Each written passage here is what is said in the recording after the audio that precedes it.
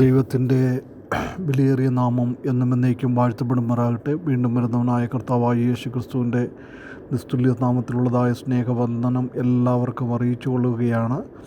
വീണ്ടും ഒരു പ്രഭാതത്തിങ്കിൽ ഇപ്രകാരം ഈ പ്രഭാത ധ്യാന ചിന്തയോടുള്ള ബന്ധത്തിൽ ആയിരിക്കാൻ കർത്താവ് നമ്മെ സഹായിച്ചതിനായിട്ട് ഇങ്ങനെ സ്തുതിക്കുന്നു.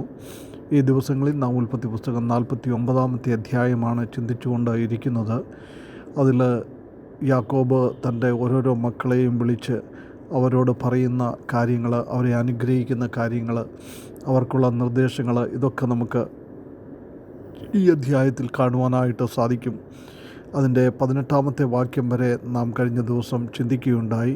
ഇന്നലെ നാം ആ ദാനെക്കുറിച്ചുള്ള ആ ചിന്തയായിരുന്നു ചിന്തിച്ചത്. ഇന്ന് നമുക്കതിൻ്റെ 19 വാക്യം, ഉൽപ്പത്തി പുസ്തകം 49 അധ്യായം അതിൻ്റെ 19 വാക്യത്തിൽ, ഗാദേ കവർച്ചപ്പട അവനെ ഞെരുക്കും, അവനോ അവരുടെ പിൻപടയെ ഞെരുക്കും.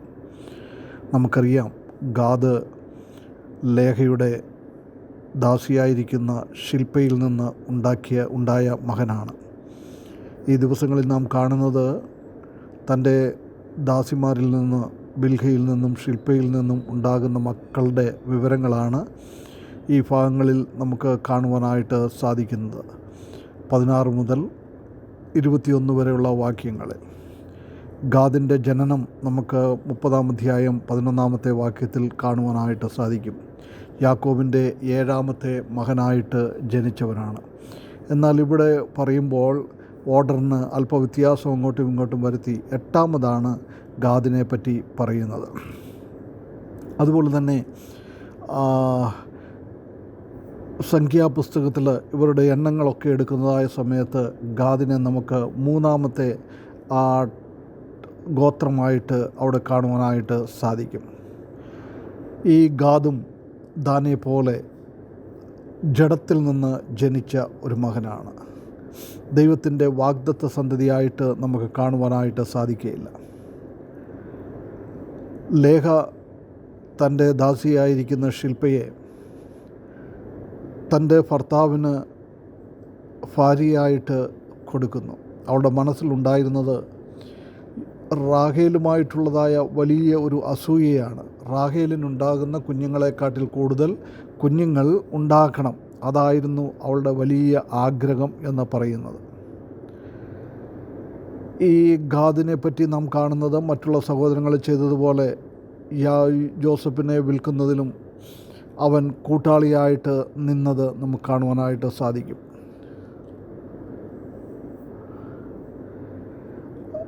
ഇപ്പോൾ നാം വായിച്ച വാക്യമനുസരിച്ച് ദൈവത്തിൻ്റെ അനുഗ്രഹത്താൽ, ദൈവത്തിൻ്റെ കൃപയാൽ ഇസ്രായേൽ ഗാദിനോട് പറയുന്നത്, നീ വലിയ ഒരു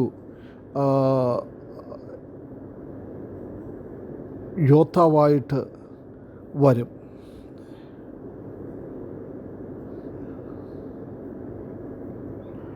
എന്നാൽ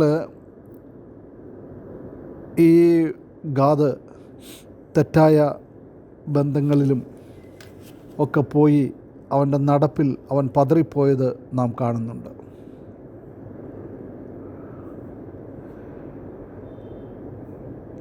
സംഖ്യാപുസ്തകം 2-ാം അധ്യായം 14-15 വാക്യങ്ങളിൽ നാം വായിക്കുമ്പോൾ,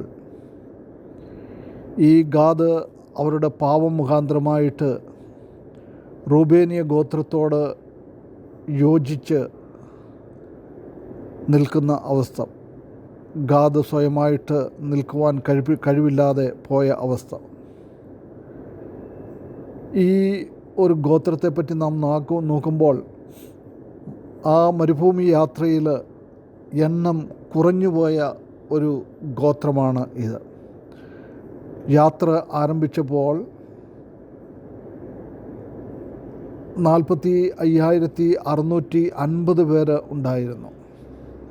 എന്നാൽ യാത്ര തീരുമ്പോൾ സെൻസസ് എടുക്കുമ്പോൾ അത് 40,500 അതായത് 5,150 പേര് കുറഞ്ഞു. ഒരു 11% കുറവ്, ജനസംഖ്യയിൽ കുറവാണ് ഉണ്ടായതെന്ന് സംഖ്യാപുസ്തകം 1-ാം അധ്യായം 25 അതുപോലെ തന്നെ അതിൻ്റെ 26-ന്റെ 18 വായിക്കുമ്പോൾ നാം കാണുവാനായിട്ട് സാധിക്കും. കാരണം ഇവർ കുറയുവാനായിട്ടുള്ള കാരണമെന്ന് പറയുന്നത് രൂബേൻ ഗോത്രത്തിലെ കോരഹുമായിട്ട് ഇവർ പങ്കുചേർന്നു. ദൈവത്തിനെതിരായിട്ട്, മോശയ്ക്കെതിരായിട്ട് അവർ പങ്കുചേർന്നത് സംഖ്യ 16:41 മുതൽ 50 വരെയുള്ള വാക്യങ്ങൾ വായിക്കുവാനായിട്ട് സാധിക്കും.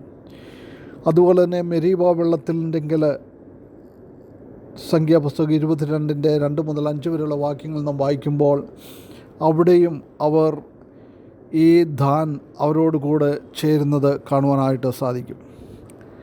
അതുപോലെ തന്നെ സംഖ്യാപുസ്തകം 21 5 വാക്യത്തിൽ അവർക്ക് ലഭിച്ചതായ ദൈവത്തിൻ്റെ ആ മന്നയ്ക്ക് വിപരീതമായിട്ട് ഇവർ കൂട്ടിച്ചേർന്ന് പറയുന്നു. സംഖ്യാപുസ്തകം 25 1 മുതൽ 9 വരെയുള്ള വാക്യങ്ങൾ നാം വായിക്കുമ്പോൾ യഹൂദന്മാരുടെ വേശ്യാവൃത്തിയിൽ ഇവർ പങ്കുചേർന്നത് കാണുവാനായിട്ട് സാധിക്കും. എന്നാൽ വലിയവനായ ദൈവം അവർ ദൈവത്തിൻ്റെ സന്നിധിയിൽ നിന്ന് പലപ്പോഴും മാറിപ്പോയിട്ടും പശ്ചാത്താപത്തോടുകൂടെ വരുമ്പോൾ ദൈവത്തിൻ്റെ വലിയ കൃപ അവർക്ക് ഉണ്ടാകുന്നു. മോശ പറയുന്നതായ സമയത്തും മോശയും പറയുന്നത് ഇവരെ വലിയ ഒരു ജാതിയാകും, വലിയൊരു ട്രൈബാകും എന്ന് നമുക്ക് ആവർത്തന പുസ്തകം 33 20-21 വാക്യങ്ങളിൽ കാണുന്നത്. ഗാദിനെക്കുറിച്ച് അവൻ പറഞ്ഞത്, ഗാദിനെ വിസ്താരമാക്കുന്നവൻ അനുഗ്രഹിക്കപ്പെട്ടവൻ, ഒരു സിംഹി പോലെ അവൻ കിടന്ന് ഭുജവും നെറുകയും പറിച്ചു കീറുന്നു. അവൻ ആദ്യഭാഗം തിരഞ്ഞെടുത്തു, അവിടെ നായകൻ്റെ ഓഹരി സംഗ്രഹിച്ചു വച്ചിരുന്നു. അവൻ ജനത്തിൻ്റെ തലവന്മാരോടുകൂടെ യഹോവയുടെ നീതിയും ഇസ്രായേലിനുമായി അവൻ്റെ വിധികളും നടത്തി. നോക്കുക, ഒരു അനുഗ്രഹത്തിൻ്റെ വാക്കുകളാണ് ഇവിടെ നാം കാണുന്നത്. ഒരു ബാലസിംഹം പോലെ അവൻ ഇരിക്കുകയാണ്. ആ രീതിയിലുള്ളതായ അവസ്ഥ ഇവിടെ നമുക്ക് ഗാദിനെ പറ്റി കാണുവാനായിട്ട് സാധിക്കും.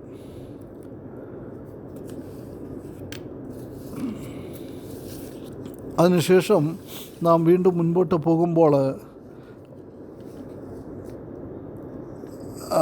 ദാനിനെ പോലെ തന്നെ ദൈവത്തിൻ്റെ ആ അനുഗ്രഹങ്ങൾ അവർക്ക് നിലനിർത്തുവാനായിട്ട് സാധിച്ചില്ല.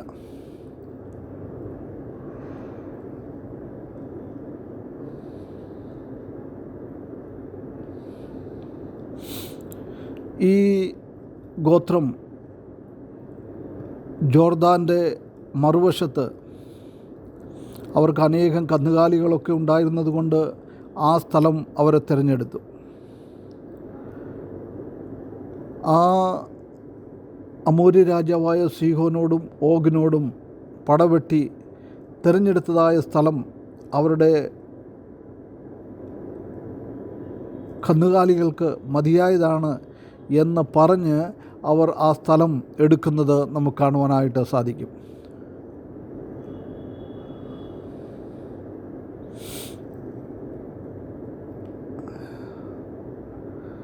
ആ സ്ഥലം അവർക്ക് വേണമെന്ന് റൂബേനും ഇവരും മോശയോട് ആഗ്രഹിക്കുകയും, എന്നാൽ മോശ അവരോട് പറഞ്ഞു, നിങ്ങൾ യോർദാൻ്റെ മറുവശത്ത് പോയി ആ സ്ഥലം മറ്റുള്ള ഗോത്രങ്ങൾക്ക് കിട്ടുന്നത് വരെ അവരോടുകൂടെ പോരാടിയിട്ട് തിരിച്ചു വന്ന് ആ സ്ഥലം എടുക്കുവാൻ അവർക്ക് ദൈവം കൽപ്പന കൊടുക്കുന്നു.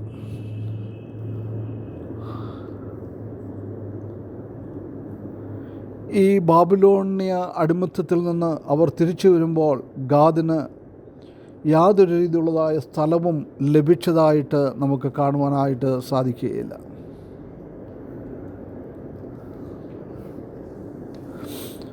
ദൈവം അനുഗ്രഹങ്ങൾ കൊടുത്തു, പക്ഷേ ആ അനുഗ്രഹങ്ങൾക്ക് അവർക്ക് മുൻനിർത്തുവാനായിട്ട് സാധിച്ചില്ല.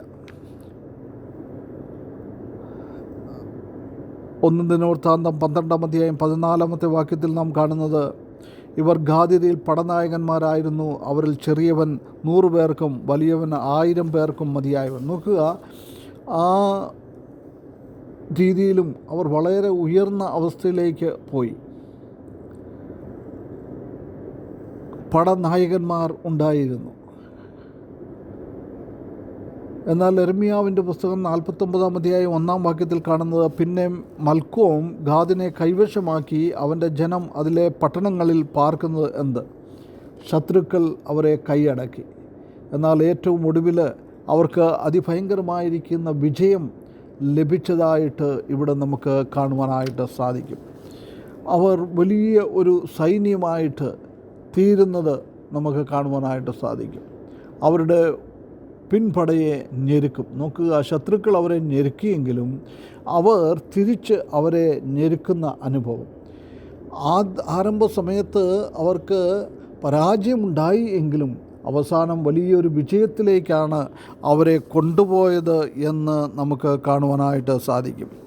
വലിയവനായ ദൈവം അനേക നന്മകളെ കൊണ്ട് വിശ്വാസികളെ ആത്മീയമായിട്ട് അവൻ അനുഗ്രഹിച്ചിരിക്കുകയാണ്.